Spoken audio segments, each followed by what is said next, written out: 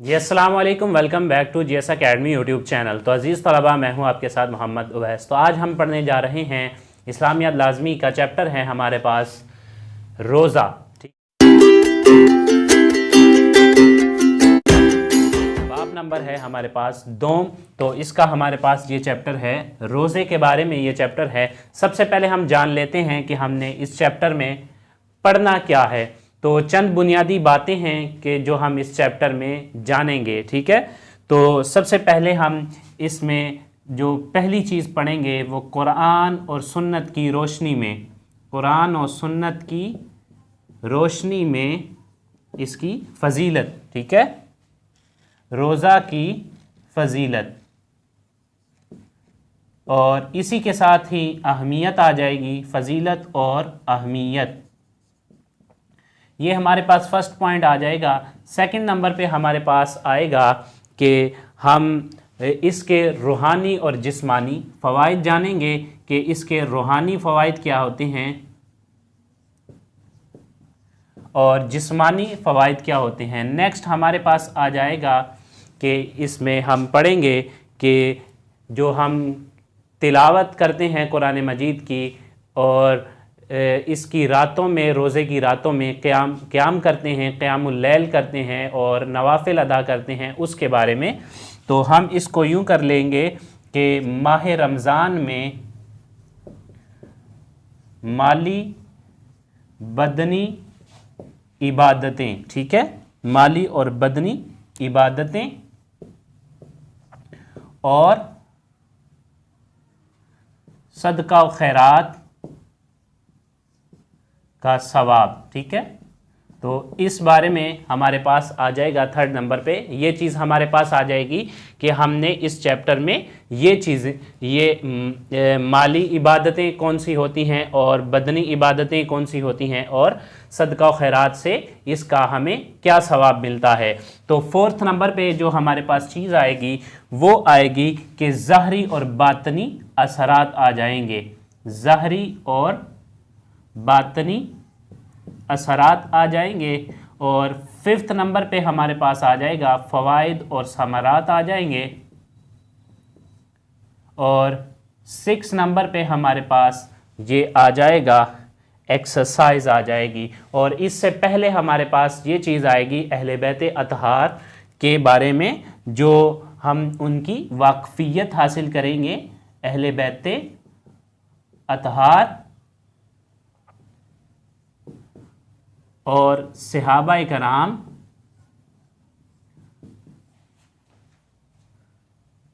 से वाकफियत, ठीक है। वाकफियत से मुराद यहाँ पर यह है कि वो जिस तरह रमज़ानुल मुबारक में अपने मामूलात करते थे, यानी मामूलात अदा करते थे, उस बारे में हम जानेंगे। और लास्ट पे हमारे पास 7 नंबर पे आएगी एक्सरसाइज आ जाएगी, ठीक है। तो ये चंद चीज़ें हैं जो हम इस चैप्टर में जानेंगे। तो सबसे पहले आ जाते हैं हम कि रोज़ा क्या है। ये इस्लाम का दूसरा रुकन है, जिस तरह नमाज एक रुकन है। सबसे पहले आप लोगों ने अपनी इब्तदाई क्लासेस में पढ़ा होगा कि इस्लाम के अरकान हैं नमाज, रोज़ा, हज और ज़कात, ठीक है। और इसी तरह ये उसमें से एक रुकन है इस्लाम का, ठीक है। कौन सा रुकन है ये किताब वाले ही बता रहे हैं कि वो कहते हैं कि अरकान इस्लाम में रोज़े को अहमियत हासिल है और ये दूसरा रुकन है, ठीक है। तो दूसरा अहम रुकन है जो हमारे अरकान इस्लाम में से है। अब सबसे पहले वर्ड आ जाता है, ये तो उर्दू का लफ्ज़ है ना रोज़ा, अब अरबी में इसके लिए लफ्ज़ इस्तेमाल होता है सयाम, ठीक है। इसका मतलब होता है रोज़ा। तो रोज़े के लिए जो वर्ड इस्तेमाल होता है वो सयाम होता है और इसको ये जमा है सौम की, ठीक है। इस वर्ड की जमा है ये वाला वर्ड, और ये जो कुरान मजीद ने अल्फाज इस्तेमाल किए, लफ्ज़ इस्तेमाल किया, वो है सौम। जिस तरह कुरान मजीद की आयत है या अय्युहल्लज़ीना आमनू कुतिबा अलैकुमुस सियाम, ठीक है, यहाँ पर सियाम का वर्ड इस्तेमाल किया। तो ए ईमान वालो, रोज़े तुम पर फ़र्ज़ किए गए हैं। تو روزہ انسان جو روزہ رکھتا ہے وہ طلوع آفتاب سے لے کر غروب آفتاب تک، یعنی کہ سحری کا وقت جو شروع ہوتا ہے وہ طلوع آفتاب سے لے کر ہوتا ہے غروب آفتاب تک، یعنی صبح فجر کی نماز، جب فجر کی اذان ہو جائے تو اس وقت انسان کھانا پینا چھوڑ دیتا ہے اور مغرب کی اذان تک اس سے رکا رہتا ہے، یعنی کہ اس سے پہلے انسان سحری کر لیتا ہے اور اس کے بعد انسان سارا دن بھوکا پیاسا رہتا ہے۔ اور اگر ہم اس کو یوں کہیں کہ طلوع آفتاب سے لے کر غروب آفتاب تک کھانے پینے کی اشیاء سے رک جانا، اس کو روزہ کہلاتے ہیں۔ یہ ہو گئی اس کی اصطلاحی تعریف، ٹھیک ہے، یہ جو میں نے ابھی بیان کی۔ اگر لغوی معنی بیان کریں تو لغوی معنی میں نے آپ کو بیان کر دیا کہ صام یصوم سے صیام ہے، اور اس کا مطلب ہوتا ہے کہ کسی بھی چیز سے رک جانا۔ تو آگے قرآن مجید کی آیت جو کہ میں نے پہلے بیان کر دی ہے، تو اس کے بعد روزہ اچھا کن چیزوں پر، کن لوگوں پر فرض ہے؟ تو روزہ بالغ مرد اور مسلمان عورت پر فرض ہے، بشرطیہ یہ کہ اسے کوئی بیماری لاحق نہ ہوئی ہو اور وہ بیمار نہ ہوا ہو یا پاگل یا مجنون نہ ہوا ہو، ٹھیک ہے، تو اس بندے پر روزہ فرض قرار دیا گیا ہے۔ اور روزے کا مقصد ہے کہ انسان پرہیزگاری حاصل کرے، اللہ رب العزت کے ہاں تقوی اختیار کرے۔ تقوی کا لفظی مطلب ہی یہ ہوتا ہے کہ انسان پرہیزگاری اختیار کرے اور بری چیزوں سے بھی رک جائے، صرف اس کا جو کھانے پینے کی اشیاء سے ہی نہ رکا رہے بلکہ وہ رکا رہے اپنی بری عادتوں سے۔ تو یہ ایک پریکٹس ہوتی ہے انسان کی جو ایک پورا مہینہ انسان کرتا ہے، جس سے انسان کے اوپر سارا سال اس کے فوائد اور ثمرات رہتے ہیں۔ اور حدیث پاک میں بیان ہوا ہے کہ جو شخص جھوٹ اور بیہودہ بولنا اور جھوٹ پر عمل کرنا نہ چھوڑے تو اللہ تعالیٰ کو اس کے کھانے پینے کو چھوڑ دینے کی کوئی ضرورت نہیں۔ یہ حدیث بیان ہوئی ہے سنن ابن ابی داؤد کی 2362 حدیث نمبر ہے۔ تو یہ حدیث پاک کا ترجمہ ہے، یہ ہمارے پاس آ جائے گا۔ ایک ہم نے آیت بیان کی قرآن و سنت کی قرآن کی روشنی میں، یا ایھا الذین آمنوا کتب علیکم الصیام، یہ اس کی فضیلت اور اہمیت کو واضح کر رہی ہے۔ تو یہ ابھی ہم اس ٹاپک پر بات کر رہے ہیں۔ تو دوسری ہم نے حدیث اس کے اوپر کوٹ کی کہ جو شخص جھوٹ اور بیہودہ بولنے سے نہ رکے اور بولتا رہے، اللہ رب العزت کو اس کے کھانے پینے سے رکنے کے لیے کوئی ضرورت نہیں، بے شک وہ روزے سے ہی ہو۔ تو اس کا مطلب یہ روزے سے ہو یعنی کہ خالی بھوکا پیاسا ہی رہے، تو وہ اس کا خالی بھوکا پیاسا رہنا اللہ رب العزت کو اس کی کوئی ضرورت نہیں۔ تو نیکسٹ نیچے بیان ہوا ہے کہ طلوع فجر سے سحری کا وقت ختم ہو جاتا ہے اور مغرب کا وقت شروع ہو جاتا ہے افطار کے وقت۔ تو یہ جو کہ میں نے پہلے بتا دیا کہ طلوع آفتاب سے غروب آفتاب تک، ٹھیک ہے، کیا کھانے پینے کی اشیاء سے رک جانا، ٹھیک ہے، تو یہ ہے ہمارے پاس روزے کی اصطلاحی تعریف آ جاتی ہے۔ تو نیکسٹ اگر ہم آ جائیں کہ اگر مزید اس کی وضاحت میں جائیں تو اس کی فضیلت میں قرآن حدیث پاک میں آتا ہے کہ نبی پاک صلی اللہ علیہ وسلم نے فرمایا کہ سحری کیا کرو، سحری میں برکت ہے۔ پھر اگلی حدیث پر آ جائیں تو نبی پاک صلی اللہ علیہ وسلم نے فرمایا جس نے کسی روزے دار کا روزہ افطار کروایا تو اس کو اسی کے برابر اجر ملے گا جس نے روزہ رکھا ہوا ہو، یعنی کہ روزے دار کا روزہ افطار کرنے کے بارے میں نبی علیہ السلام نے اس کی فضیلت بیان فرمائی کہ روزے دار کا روزہ افطار کروانے میں بھی اتنی فضیلت ہے۔ پھر نیچے آ جائیں اس کی فضیلت کے بارے میں کہ یہ جو رمضان کی فضیلت ہے تو یہ جو قرآن مجید فرقان حمید ہے یہ رمضان میں ہی نازل ہوا لیلۃ القدر میں، یعنی کہ رمضان کے مہینے میں نازل ہوا، اور نبی پاک صلی اللہ علیہ وسلم اس رمضان کے آخری عشرہ میں یعنی کہ آخری 10 راتوں میں اعتکاف کیا کرتے اور فرماتے کہ اس تاک راتوں میں آپ لیلۃ القدر کو تلاش کیا کرو۔ اور اس کی فضیلت ایک رمضان کی یہ بھی ہے کہ اس میں تراویح کا اہتمام کیا جاتا ہے اور قرآن مجید کو سنایا جاتا ہے، حفاظ قرآن مجید سناتے ہیں اور دوسرے لوگ پیچھے کھڑے ہو کر سنتے ہیں، اور تراویح کی صورت میں قرآن مجید فرقان حمید کی تلاوت کی جاتی ہے نوافل کی صورت میں اور اس کو پڑھا جاتا ہے۔ آگے آ جائیں تو ہمارے پاس آ جاتا ہے کہ اہل بیت اطہار کے بارے میں۔ اب ہم یہاں پر آ رہے ہیں کہ یہ والے پوائنٹ پر، ٹھیک ہے، تو یہ جو پوائنٹ ہے عزیز طلباء، روحانی جسمانی فوائد، رمضان میں مالی بدنی عبادتیں، صدقہ و خیرات، ظاہری اور باطنی اثرات، یہ ہمارے پاس جو سارے پوائنٹ آ جائیں گے یہ اس میں آ جائیں گے فوائد اور ثمرات میں، یہ سب پوائنٹ، ٹھیک ہے۔